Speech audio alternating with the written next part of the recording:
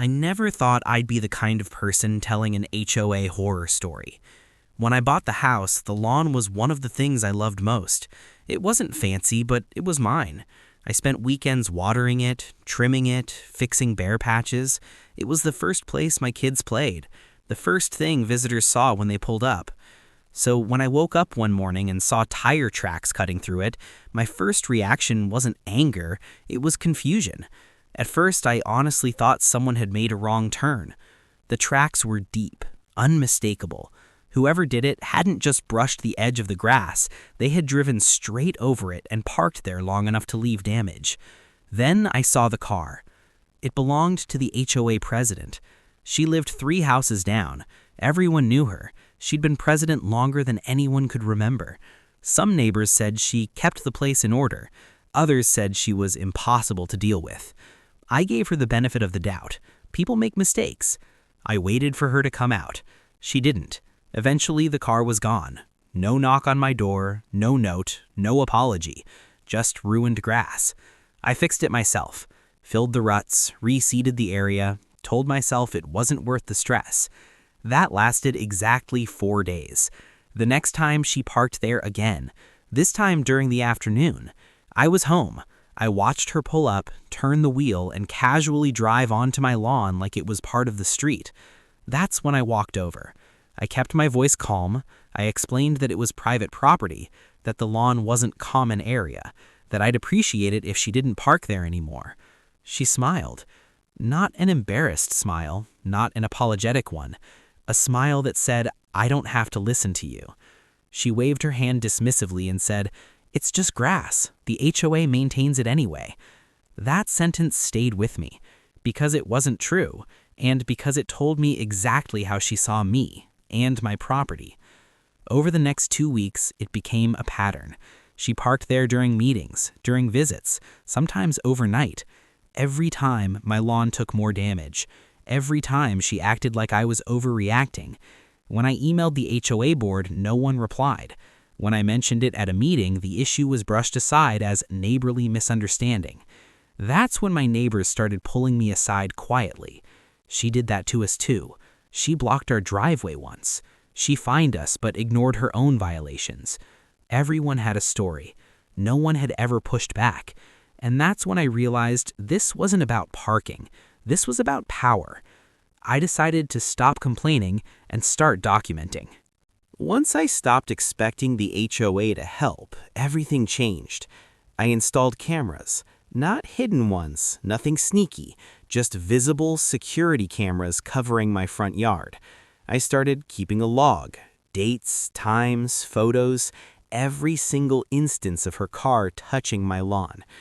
The funny thing is, once she noticed the cameras, she didn't stop. She doubled down. She parked there longer, more aggressively, sometimes deliberately angled her tires deeper into the grass, like she wanted to prove a point. One afternoon, I walked out while she was still inside the car. I politely asked her again to move. That's when her tone changed. She told me I was being difficult. She said the HOA had authority over everything outside the house. She said if I kept causing problems, I might find myself facing fines. That was a threat, and she said it loud enough for my neighbors to hear. I went home shaking, not with fear, but with anger. I pulled out the HOA bylaws. Line by line, I read them. She was wrong, very wrong. Individual lawns were private property. The HOA had no right to use them, maintain them, or occupy them without permission. I printed the pages. I emailed them to the board. Still, silence. Then came the community event. The HOA was hosting a neighborhood gathering. Cars were everywhere, and once again, she parked on my lawn. This time, I didn't go to her privately. I walked up calmly, phone recording, and asked her, in front of everyone, to move her car off my property. She crossed her arms and said the words that would destroy her career. "I can park wherever I want. I'm the HOA president." People went quiet.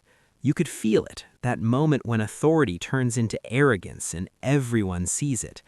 I thanked her, and I walked away. That night, I uploaded the video. I sent it to the board. I sent it to a lawyer. I shared it privately with neighbors. Within days, things exploded. Emergency meetings were scheduled.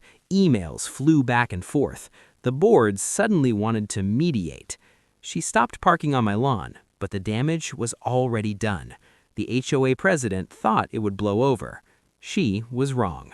What surprised me most wasn't how quickly the HOA turned on her. It was how many people had been waiting for it. Neighbors started coming forward with recordings, messages, fine notices, threats she had issued without approval, selective enforcement, abuse of power. The lawyer confirmed what I already knew. She had overstepped badly. The board called an emergency vote. She didn't show up. Instead, she sent an email claiming harassment, misunderstanding, and personal attacks. No one bought it. Her resignation came quietly, a single paragraph buried in a long HOA update. No apology, no acknowledgement, just gone. The day she moved her car for the last time, I stood outside watching her drive past my house. She didn't look at me, but my neighbors did. Some nodded, some smiled, some just stood there, relieved. My lawn recovered, but more importantly, the neighborhood did too.